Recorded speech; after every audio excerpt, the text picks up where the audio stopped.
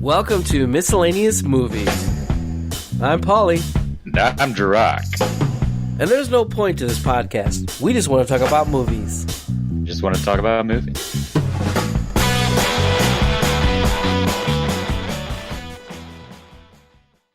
So what's showing at the Miscellaneous Movies? Well, we're kicking off the series of Devils and Demons Oh Mine with the movie Fallen.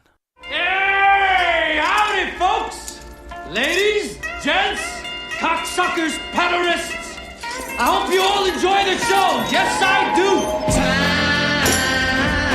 do. Do we want to make this no spoiler or not? But I kind of would prefer to have spoilers because of the fact that it's old. I want to dig in. I want to dig the fuck in. I want to go over every fucking, especially with this movie, dude, because of the fucking twist and all that shit. It's like shit. You just want to dig. But go ahead, say what you were gonna say. No, you hit the nail on the head. This is an older movie. It came out in 98, I believe. Yeah, released in January 16, 1998. You are correct, sir. So now what? Video time? Yeah, yep. I watched this movie. It had to have been. It was a long time ago. I don't even remember maybe when it came out. Like when it first aired on television. It was like on USA or some shit. USA. And I watched it. Yeah. And I watched it, and I was fucking hooked. I was like, man, this is some heavy shit. I was like, we got fucking cops and like supernatural type shit going on here. Yes. I love this movie. It's got a fucking heavy hitter cast. You got Denzel, you got John Goodman, Donald Sutherland, fucking James Gandolfini, and Elias Koteas.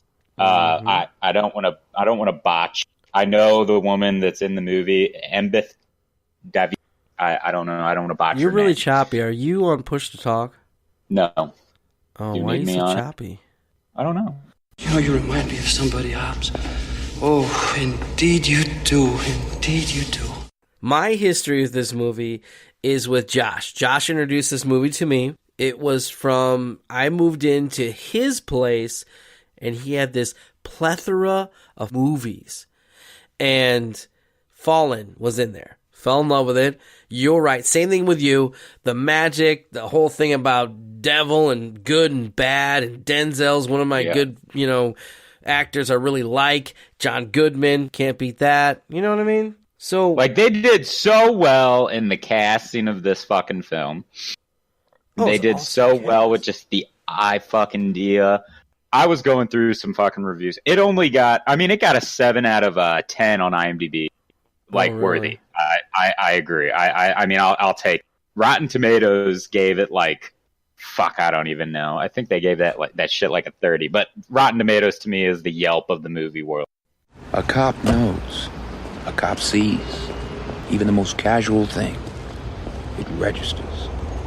Often you don't remember till later on, but then you look back, you realize you knew. We don't really have a structure of this yet or anything, but all right. So we already know this is new. We're popping the cherry of the movie world. So we already know Denzel Washington did a phenomenal job in this movie. Oh yeah. John Goodman, what do you think about his banter with James Gandolfini? Like their banter back and forth was, the underlying friendship cops have where they bust balls. Hate to be stupid. Enjoy it, Lou. I was thinking. Hey, don't hurt yourself. Eat me, Lou. And it was great because they did a real good, like James Gandolfini was he was the dirty one. He wasn't afraid to get the cream, Dude, you mean you don't want cream? I don't take cream. I don't like he was the dirty cop. John Goodman, I think his character was so neutral. Like he was he was good, but there was a time like he just kind of sat there and just kind of let everybody else have their banner. He was just back. Yeah, he was smoking a cigarette really uncomfortably during that scene. Yeah, and that scene, exactly. I took from that scene like it was a play on the Bible when the Romans or whatever came up to Jesus while he was at some pond or whatever and says, "You need to pay the taxes to Caesar," and his answer was, "Give unto Caesar what's Caesar's, and give unto God what's God." So it's like give to both. And he kind of said that, in my opinion, when he said, I don't care if you're taking the cream, not taking the cream. You guys are all cops. You're cool in my book. And exactly. When he said that, James Gandolfini was all like trying to impress him. I guess I'm moving to a bud. Yeah. I guess I'm moving to a bud. Hey, Gracie, come here and get this foreign shit off of my table and bring me 3 buds. Everybody get a bud. Get this imported shit off my table. I loved his fucking 70s stash. That was awesome. Oh, God, I loved it. Fucking Ron Jeremy looking motherfucker. Yeah. You know who really was kind of like it didn't fit for me in the movie? There was only one. Donald Sutherland. Great actor. But it just felt weird for him to be in this movie as the lieutenant.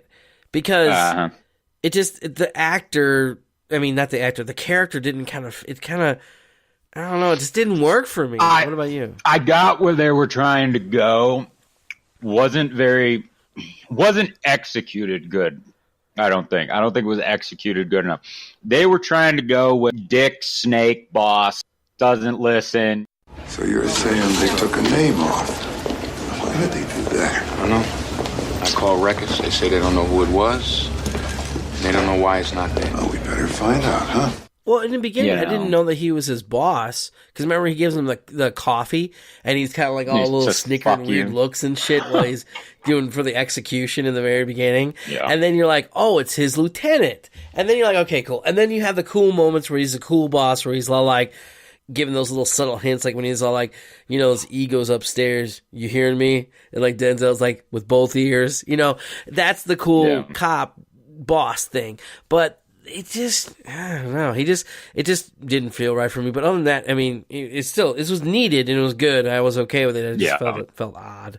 So in the beginning, Denzel doing narrative. I loved his narrative throughout the movie because it wasn't until the end when I first watched it who really was narrating. So, yeah. I want to tell you about the time I almost died. Oh, that was cool. Then you see him fucking crawling through the snow and shit. It's like fucking. I'll tell you about the time. I'm going to go back, but I'm not going to go back to the beginning because that would take way too long. Yeah. Oh my God. And this was the first time I got to see Casey Jones from Teenage Mutant Ninja Turtles and from the movie Prophecy. He was in that too.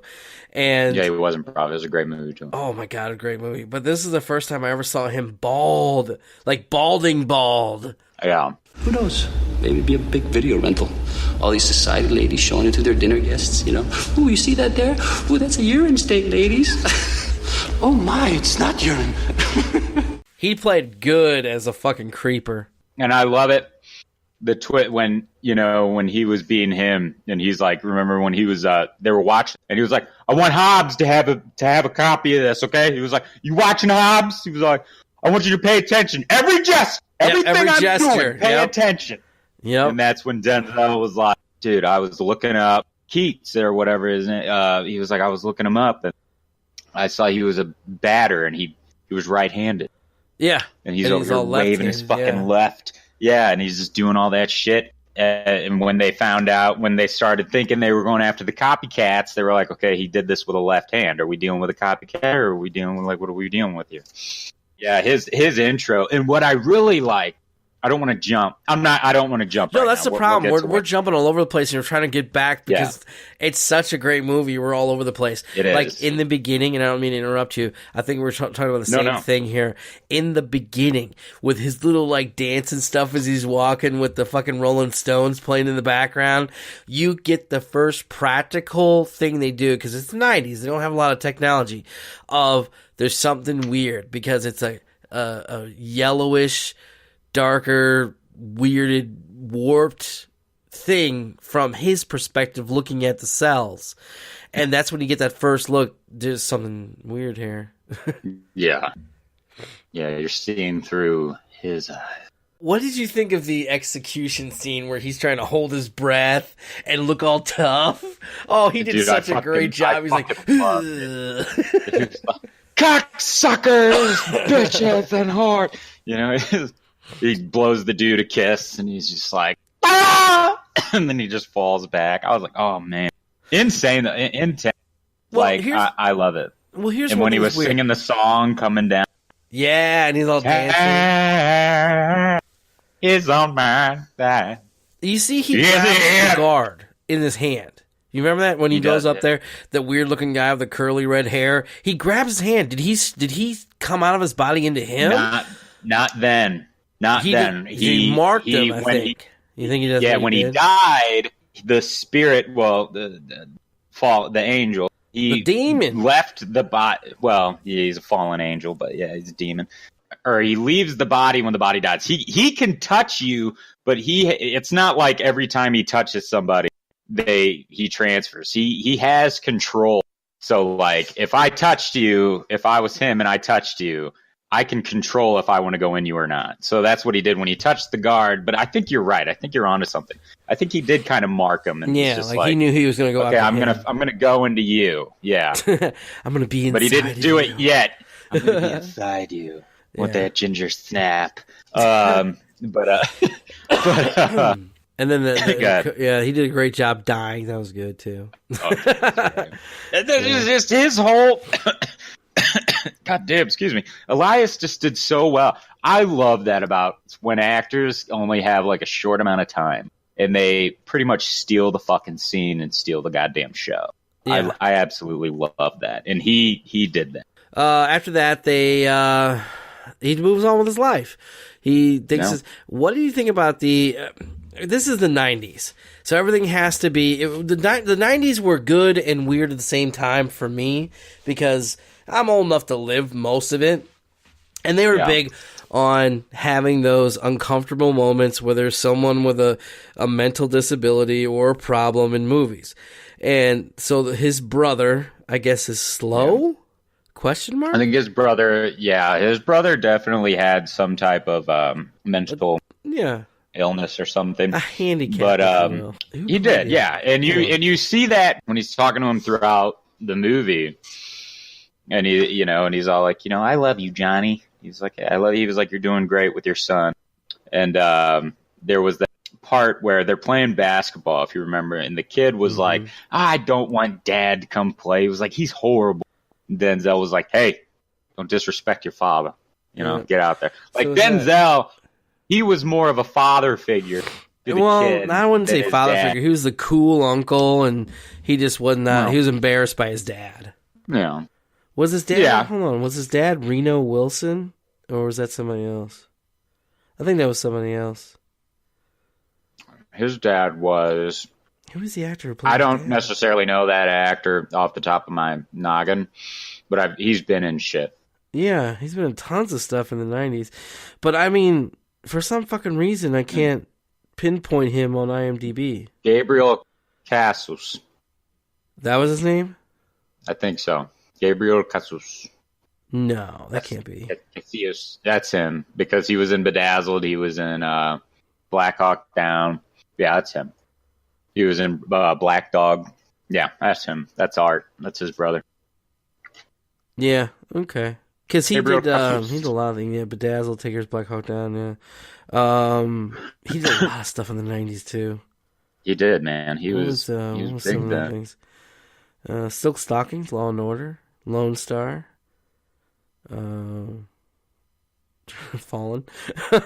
Fallen. Oh, he was in Crow, the second one. That's kind of cool. Yeah, The Practice. That's where I remember him from. Okay, cool beans. If you notice in this movie, there's a lot of setups that it's funny because I missed a lot of it. For example, they set up the generic setup arc is there's a storyline with his family, and it's a guy who you're sympathetic for, his brother, so you know something bad's going to happen to him right away because that's the sympathetic arc in the story. That's where, Denzel's going to have some kind of, moment where he has to be stronger than who he is. Basketball scene was funny. John Goodman, he's trying to get him to play. I didn't bring my right shoes. Oh, dude, he did that typical John Goodman dance and smile. I fucking love it. You know what's weird seeing him on Roseanne now? Because he's way older now, and he looks... No, it's not Roseanne anymore. It's the Connors. That's it. The Connors. Yeah. Roseanne's a racist, I guess. So... Which is odd because in the 90s, she just she threw up equality, like up your ass. I mean, like just in your mouth, straight down, baby birded it straight in. I mean, that's all the Roseanne show was talking about equality, standing up to the man. You know, it was crazy. So I mean, the new show's just like it. Yeah, let's get back on her side. No, it was great. Let's draw it back in. Good. Time wasn't on her side. Yeah, absolutely right, Cupcake. It got her attention. Absolutely right. So. Right, Dan? Okay, moving on. He starts getting, they go to a crime scene. I love how the guy called, you know, the demons now and somebody else. I love how they pass by touching and touching. So, like, I guess he didn't like all the other people, and he ended up with the sandwich delivery guy. Like, that was his choice. Damn it, Charles, what took you so long? There's a girl up on 13. You know what you look like with this sandwich up your ass? Pardon me? Like a fat, stupid fuck with a sandwich up his ass. Charles, I hate to do this, but... Put the job where the sandwich goes. I guess he liked being inside of him better. I guess he was more fit, maybe? I don't know. You know, I was trying to think about that myself when I was watching it. I don't know, man. Maybe because he got into that big muscular fuck. And in my head, I was kind of like, damn, he could do some damage as that fucking dude. But maybe he wanted somebody that wasn't like...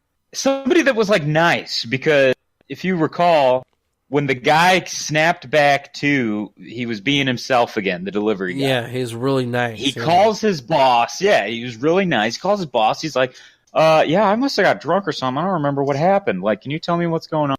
And then she was like, Charles, you quit. Da-da-da-da-da. We liked you a lot, Charles. Like, you were, you know, da-da-da-da. And he was just like, oh, I'm so sorry. I think that's what fucking Azazel, let's call him what he is, Azazel. Yeah. I think that's what he fucking does, is he finds people that almost have, like, a great fucking life, or they're so honorable or some shit, and he fucking feeds off that. He makes them look horrible. And then he fucking ruins their reputation, which he did to he just leaves and does it again. And I think he wanted to do it with Denzel when he shook Denzel's hand. Yeah, but he couldn't get into Denzel. Why was that? No, because Denzel, it was like a chosen kind of thing. Remember when Denzel went to Beth Davids, whatever the fuck. I'm gonna call her Beth. We're gonna make this. What was he her, went to Beth. Was that her real name? Because she was so the whole thing started with that. Her real the riddle. Why is there a space between Lyons and Spikoski? Let me see here. Milano. That's it. The last name was Milano. Oh, so, fun fact, real Greta. quick. Did you see with James Gandolfini, the other detective was the girl also from Sopranos, like his sister-in-law I did or something? See that. Oh my god, I did see that. Yeah. So Easter egg. They had the riddle, and he finds out that there was another. Because remember how you had that moment? Because Donald Sutherland's like, "All right, look into this, see what you find." But he already, like, supposedly, I guess, knew who that guy was, the Milano. And when he finds out, then he's doing the whole, like, don't get into this. I think he did a bad job of setting up that whole thing where he's all like, I mean, come on, we're talking about Donald Sutherland. He was in JFK, for Christ's sake, as Mr. X. How does he mess this part up where he's like, yeah, I wouldn't look into that? Do you get what I'm saying? He almost played it like, Sutherland almost played it like he didn't give a flying fuck. When it's a perfect world, let me know. In the meantime, it's not me keeping his mouth shut. That clear enough for you? Yeah. Okay, with that, I guess, yeah. I mean, that's what I kind of am getting out of it. I kind of get, like, maybe Sutherland just wasn't digging the character or something. He's doing it. Maybe he's doing it for the paycheck. Yeah, but he literally was, dude. Like, sorry about my cough. Yeah, I think you're right. It was all about the paycheck. just like what Harrison Ford says. How much? I love the line too. I had to put the subtitles on when I was rewatching this because I had to hear what Denzel said because I thought I heard him say it. Remember he said he met the Milano guy and he was an asshole or whatever, and he just kind of said, you should just drop it or whatever. And he walks in and he throws in the video, VCR video, 90s, of the documentary of Casey Jones. And he, when he throws it and he catches it and he says, there's something else for you to do instead, he goes, Yeah, thank you. You're a white man. I didn't hear him. It's crazy when he White said man. it. Dude, back in the 90s, man, 90s, 80s, they just weren't afraid to throw some racial shade. Yeah, PC it didn't matter what. Yeah, PC was starting, but it wasn't that extreme yet, and yeah. But that's a whole other topic for some other. For another day. For another day. This is Miscellaneous Movies. Yeah. Just keep it here. I love how they did the documentary. Even John Goodman was all kind of like, "Are you sure that's not gibberish?" And found out it was like ancient. We got to get a linguist for the linguist. And then walks in. See, when I first watched it, I thought she was the linguist. But it wasn't until the rewatch that she's the daughter of Alyssa Milano's, whatever. That would have been great if Alyssa Milano Yeah, she's the daughter of the cop, Milano, the cop that dealt with him. But going back to it, that Milano guy, the reason why he knew so much is because Azazel couldn't transfer himself into Milano. Yeah. And Azazel, when he found people like that, oh my God, it was just a game for him to fuck with them. He was just like, and Denzel became that fucking, he couldn't go into Denzel. So he was like, oh, I'm going to have fucking fun with you now. I love how he stalked him too, Azazel did. I loved all that, where the narrative about how the night's a whole different other world. I mean, the dialogue in this was well written. Oh, and then you have another foreshadowing. Dude. She talks about pretty much the movie. I believe more is hidden than is seen. The fucking it didn't win. It was nominated for the fucking Bram Stoker Award, wasn't it? For I guess. Yeah, it was. The screenplay was nominated, so. That's fucking awesome for What's her name? Stoker. Greta Milano. Yeah, that was it for the actor's name. I mean, the character's name. Say Alyssa Milano. Yeah, so we can't say so. Greta Milano, the lesser known sister, she pretty much foreshadowed the entire movie for us. She told everybody exactly what's going to happen, and he went out in the woods and ended up killing himself or whatever. So remember when they went into the precinct? There's a cat. Remember, he gets inside the cat, so that's how he gets inside the precinct. That's a foreshadowing of how he escapes in the very end. So, spoilers. Yeah. Oh, well. We're done with all that stuff anyway, the spoilers. We already had the spoiler. So he goes into the fat guy, right? The guy from Suicide Kings. Oh, real quick, but because like I said, we're talking about how we're jumping and shit. The first killing he does as the sandwich delivery guy, he sits there and he has Frosted Flakes or corn flakes with sugar on them. I guess that was his MO with the other guy too. I don't know. They didn't really talk about that. That was his calling card. His calling card was he would go over to the person's house, he'd kill them, and then he would make a nice breakfast. A nice, neat breakfast, and he would put his DNA everywhere. He would fucking eat. He would touch bowls, fingers, and shit. Would leave everything there. He'd go inside. He'd brush his fucking teeth. Yeah, and he would go inside and brush his fucking teeth. Did all this shit. But yeah, that was like his calling card. Like he'd have a nice bowl of fucking cereal and brush his teeth. They didn't notice that right away that this is... Oh yeah, because they said it could be a copycat. I'm sorry. Yeah, they thought it was a copycat because they were all like, isn't this exactly how Reese did it or whatever? And they were yeah, but you don't get it right away. You get it after the fact. Like all these things happen moments after that happens. Yeah, he talks about it afterwards because right when it happened, you have John Goodman go, wow, he's really neat and tidy. And... he says it's exact, and that's where, okay. So after he talks to Alyssa Milano's older sister, I teach theology at the university. he touches the big guy from Suicide Kings. I think he's also from Fargo, too. No, it's the other guy. No, I think it's him. Whatever. And his name's Frank Meldrano, the actor. But he's the big guy, stocky guy. So he touches him, gets inside of him. Like you said, the sandwich guy comes to. Yeah! Yeah. The sandwich guy comes to, and he's all like, "Oh, man, I didn't mean to quit," or whatever. I was drunk. And then he fucking kills him as the fat guy. His way of killing is injecting them with a poison. Yep. And then positioning them in a tub, I guess, to, blow out and defecate on the tub, because he's polite.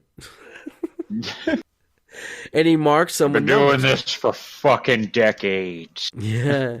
And did you notice he changed the numbers? It went from 18 to 2. Yeah. I didn't get that part. That must be something different. Maybe I missed it. Was that like a Bible thing that he was trying to do there? I don't really. Or now he's in a new body, so he's like, I'm going after you, bitches. Yeah. The concept of touching to move it all around was great. He goes to... Yeah. He goes to the abandoned house after Gretchen Milano said, we go to the woods or whatever. He goes up there. What did you think of that scene? I thought that was honestly a really neat fucking scene. When he was walking around, this cabin's fucking wrecked. There's trees, there's branches literally growing inside the fucking basement, like broken windows and shit. It was just so creepy and eerie. He's walking around, and then he looks over. He grabs some like a can of Acrozol that just so happened to have been in the basement. Fucking goes over to the wall and starts cleaning the wall, and then he sees Azazel. And this shot of when he wiped it, and then the fucking dirt and mud just dripping down over Azazel with the music was like the fucking creepiest shit. I love that scene. I think that scene was necessary. Yeah, it was. It showed that the cop found out who this person is, this demon. When I first watched the movie, I didn't like that scene. I was like, this is weird. Really? I don't get this. Is this like Star Wars where he goes in the cave? What's going on here? I thought it was water at first. He was thrown up on the wall, and he was like, just... Cause, this is 90s. I watched it on VHS. And then only on the digital copy, I'm like, oh, it's paint thinner. And yeah, when he got the name, that was cool. I was like, that's awesome.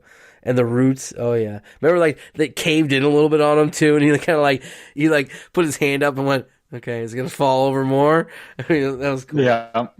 They interpreted the ancient text or whatever, the ancient language, and no one else. Because he did, Danish or whatever? Because they thought it was German. Because he goes, what's that, some Nazi bullshit?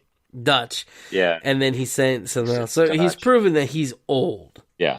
The first translation was really cool. I really liked that, where he's talking about, the pray... You've now found this, so if you're preying upon this, you better hide your good deeds. Well, that just answered your question from earlier then. What? If it's being preyed upon, hide your good deeds. Yeah, because it's going to find you. Yeah, it's going to find all your good stuff. And he's going to go in. He's going to go into your good. He's going to fucking take you for your good deeds, and he's going to fucking kill people as you, and then he's going to kill you.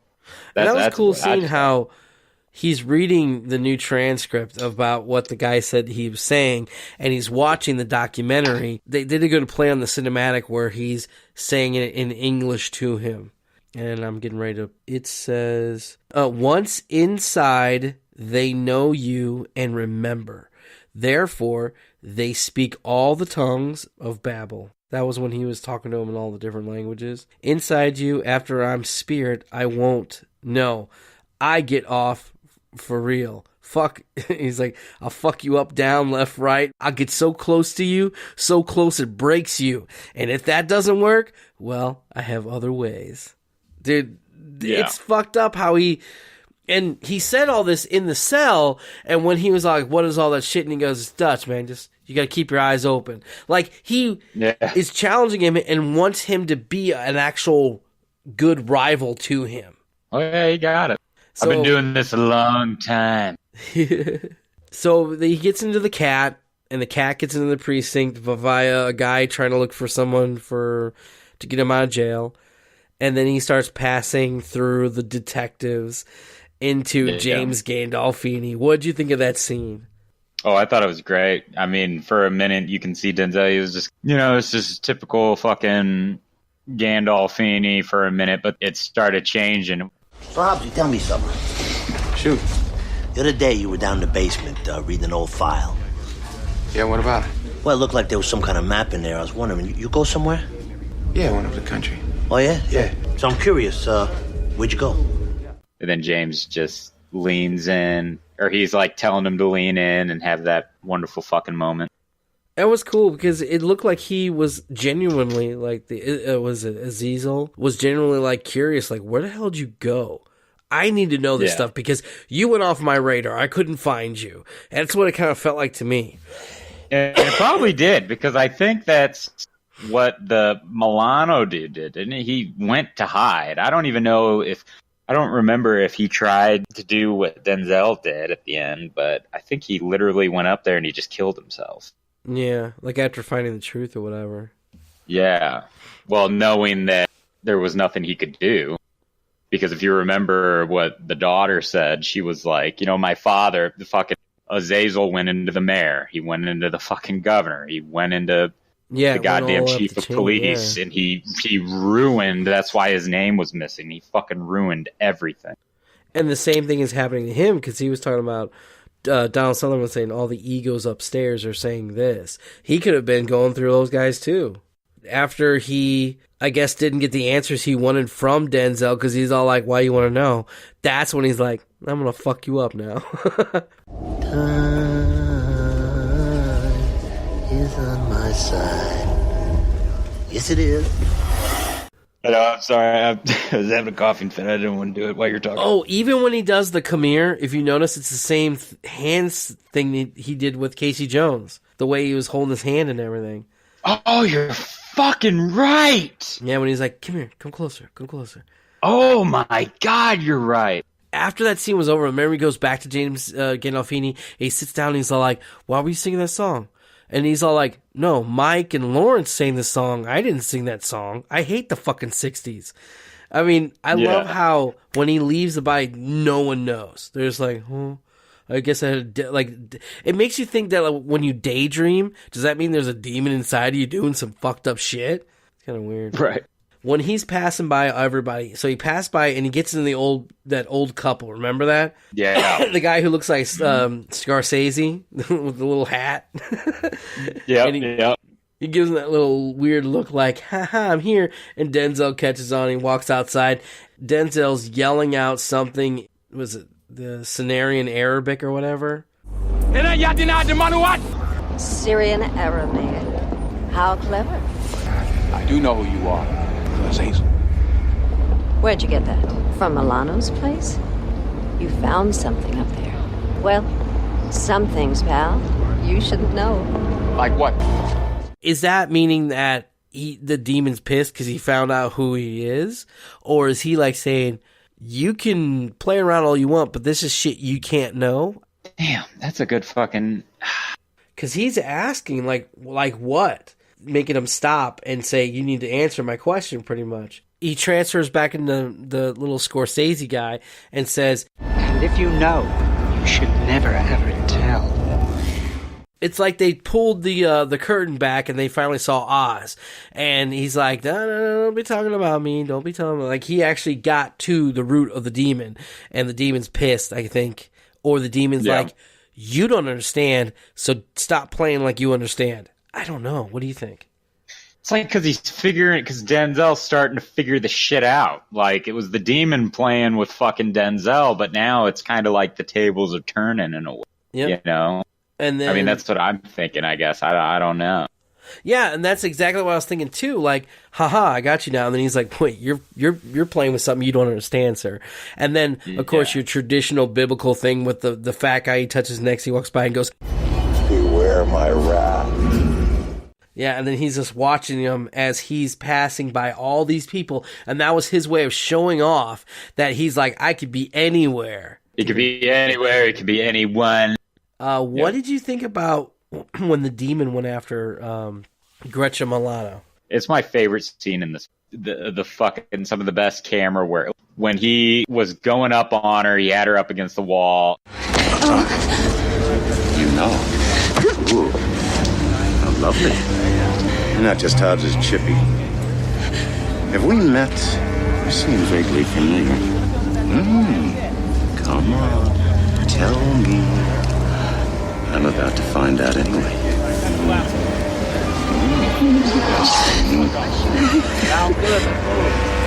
Foreplay. She was able to get away from him, and she's running, and he is literally, everybody is just like turning, and he's just touching everybody, and it's like one after another. Yeah. Like she is literally running, and everybody's just, it's like dominoes. Yeah, it's like a domino effect with fucking arms, like just going. But then she gets in the taxi, and then the dude runs up there, punches the fucking window out, and is hanging out of the taxi. Like, I thought that was one of the coolest fucking parts when I he first saw starts walking movie. up and you hear him whistling. I'm getting like geeked out. I'm like, oh yeah, he's behind her. And then when I see the actor they chose for him, I was like, wait, that guy's been. His name is Graham Beckel. Yeah. And I was like, God, he's like in every TV show in the 90s. And I love how he's messing with her, preying on her. It's like the true demons coming out and playing around. It was really a great scene, you're right. And even when like he breaks the window and he's trying to reach in at her and he falls out, he touches the next guy and the next guy just looks like, bitch, you got away. Yeah. I'm coming now, honey. Did you like the picture of what the demon looked like, where he had a face on his butt? What picture? He's in the forestry area of Endor, in the basement, and he's pulling out the books and he's looking through, and it shows a picture of Azazel, the demon, and I think it is, and he's green or something like that, and he has the regular demon face, but then if you look at his butt, it's like a second face. That's cool. Yeah. And I love how it's New York City. New York City extras are the shit. They're they pay him good. They love it. It's all great. He goes back to the precinct, and Donald Sutherland's like, dude, your coin was found at the fucking crime scene with your fingerprints on it. So now Azazel's starting to fucking make him into the bad guy. Yeah. When is it that he kills his brother? I think it was like shortly after that, right? Yeah. That was sad. Shit. Yeah. Didn't he do it as the kid? So he pretty much made the boy fucking inject his dad. Did he? Isn't that what it was? I don't think it was the kid. I think somebody came in and broke in. Hold on. Fuck you, Lou. Fucking Chag. That's like his number one. Fuck you, Lou. At one point, Donald Sutherland sits down with John Goodman. He's all like, do you think he did it? And all that stuff. He had that brief moment of great acting. Yeah. So now we're at the near the end scene. So Denzel goes up there. He plans to do his final thing because the guy, Azazel's ruining his life now. So essentially he's like, I'm going to fuck you up. I don't care how I do it. You're going down. You picked the wrong guy to mess with. That's how I looked at it. Ugh. Same shit. Excuse me. So he goes up there and he gets what? Cyanide cigarettes? Yeah. They laced it with fucking cyanide? Laces the shit with, poison. And he starts, because his whole point was... From his brother's needle, yeah. Honestly, Sutherland's character kind of at a key point, because you're thinking the whole fucking time, like, Azazel's going to be in Sutherland, all that shit. He's coming, and then all of a sudden, here comes Goody Goodman. And it's not uncomfortable anymore because you're now invested into his character now. You're thinking, he's possessed. He's going to go up there. He's going to have a life. Because even the way he kind of talks, they did great writing on it. I was talking earlier about foreshadowing for things. When he first pulls up to the house to find all the, the paint thinner and everything, that moment, you see the animal run into the basement. Oh, shit. So you see the cat? Yeah. So now he sits there. I love that scene. He sits down and he just picks out the cigarette, lights it up, starts smoking. What's this? You don't smoke anymore. He knows I'm going to let him enter my body and I'm going to kill myself and it's going to kill him. He knew what he was doing. He couldn't enter him by touch, but when he dies, he can enter him. I don't know. I might need to rewatch again, but... What I got from it was he had to be susceptible. That word. He had to allow it. Yeah, he had to be. Because he wouldn't. His normal defenses of being the hero class, I guess, made it to where he can't do that. He rolled a natural 20. Yeah. I think that he wanted to do what I'm gonna do. Only he couldn't pull it off. Kind of like in the end of Exorcist, remember that? When the priest lets the demon inside of him. I think he was probably doing he's probably, you know what? I'm going to be just like this. Paying homage. Yeah. No, but didn't it break your fucking heart about Goodman, though, and that fucking shit? Yes! When you find out he was possessed, you're like, I was cool with it. I was like, yeah! It's great Goodman acting here. We're going to have some fun with this. For so many years, you think you've seen it all, but you haven't. His life always gives you one more surprise. One more. Sometimes it's a big one. Is on my side. Yes, it is. All right, so the ending happens. Can you imagine what it feels like to be alive for thousands of years and realize you're actually going to die because some self-righteous cop decided he was going to save the fucking world? Yes, a demon can die. And Hobbs figured out how to beat me at my own game. Oh, you forgot something, didn't you?